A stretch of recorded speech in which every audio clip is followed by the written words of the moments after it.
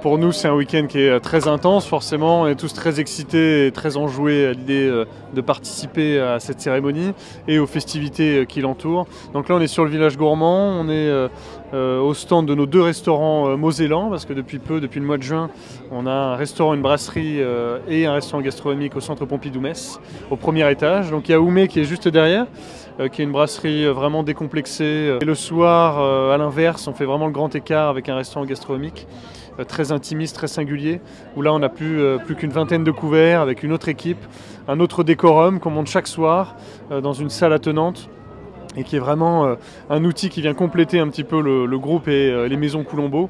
Thème qui est très unique, c'est-à-dire qu'on est dans un musée, on est dans un endroit où des fois je le dis un peu en rigolant, c'est sans doute le dernier endroit où il faudrait ouvrir un restaurant. Et avec ça on a les maisons à Nancy avec le restaurant gastronomique qui est étoilé, la maison dans le parc, et on a le food truck. Donc voilà, on a maintenant ces espèces de quatre membres qui nous permettent de proposer une offre qui est très variée. Une influence et un twist, on va dire, un peu du monde, généralement nippon. Donc là, on a par exemple un bon exemple avec l'ombliqué Jimé qui nous vient des Vosges. Derrière, à la brasserie Oumé, on a les œufs mimosa au miso et au katsubushi qui sont vraiment des ingrédients de l'épicerie japonaise traditionnelle. Et toute cette gamme de saveurs, proche de l'umami, proche de ces saveurs un peu fumées et propres à la gastronomie japonaise, c'est des notes qu'on va vraiment retrouver dans tous nos restaurants. Une super opportunité, hasard du calendrier, l'année où on ouvre un restaurant, à 20 mètres au centre des congrès se tient la cérémonie annuelle du Michelin. Pour nous c'est super, on va essayer d'être à la hauteur du rendez-vous. Voilà, on a des objectifs, on a des attentes qu'on se fixe de manière humble et en interne sans forcément les dévoiler au plus grand nombre, mais voilà, on travaille avec sérieux, avec rigueur.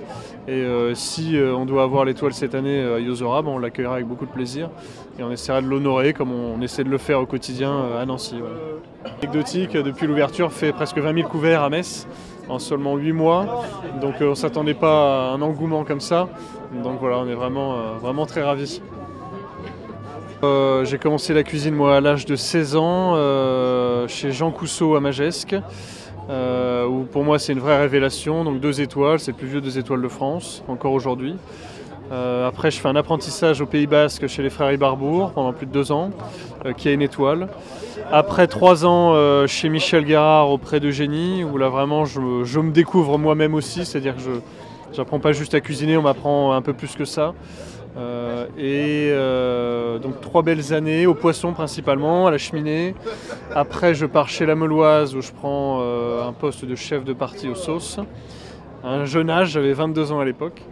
Et une belle année, bien remplie, bien chargée, une autre manière de travailler, une autre philosophie. Très complémentaire de ce que j'avais pu apprendre avant. Après 4 ans en Angleterre, pour mon premier poste de chef dans un restaurant étoilé, quelques accolades, quelques récompenses à cette occasion-là.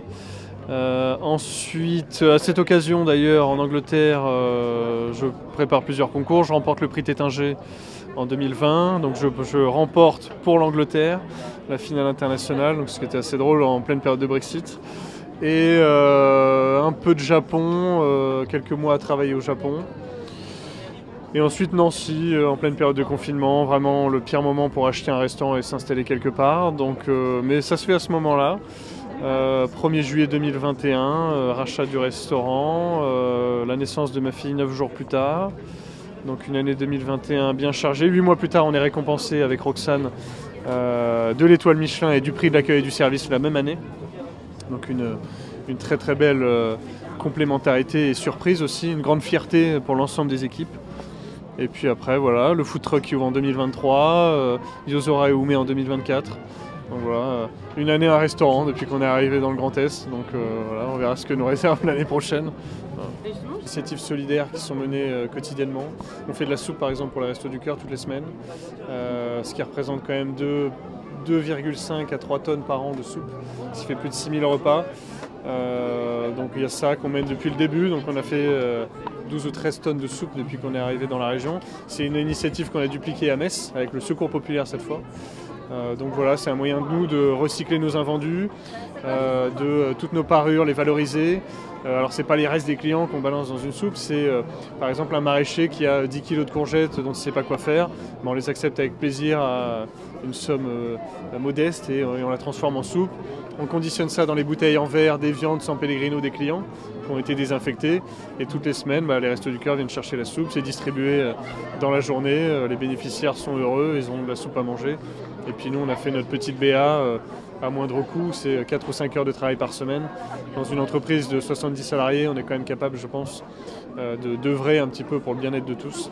Et on espère, sans se faire les donneurs de leçons, mais on espère que ces petites initiatives puissent inspirer un petit peu aussi, parce que des fois il suffit d'un déclic, nous c'est comme ça que ça s'est produit, et il suffit d'un petit coup de pouce, si on peut aider ou aiguiller les gens qui ont envie de répliquer ça, on le fera avec beaucoup de plaisir et aucune vanité. Voilà.